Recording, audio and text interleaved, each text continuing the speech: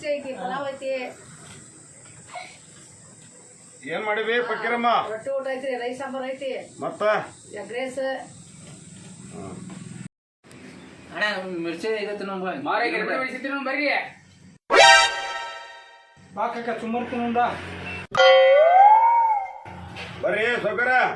ಮಂಡಕ್ಕಿ ಮಿರ್ಚಿ ತಿನ್ಬರ್ರಿ ಯಾಕೆ ಯೋಚನೆ ಮಾಡ್ಕೊಂಡು ಕುಂತೀರಿ ಏನ್ರಿಪ್ಪ ಎಲ್ಲರೂ ಮ್ಯಾಲೆ ಎಲ್ಲೇ ಕೂತೈತಲ್ಲ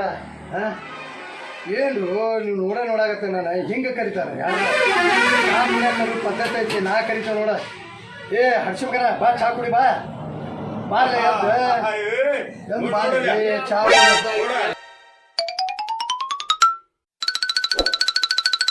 ಅಯ್ಯೋ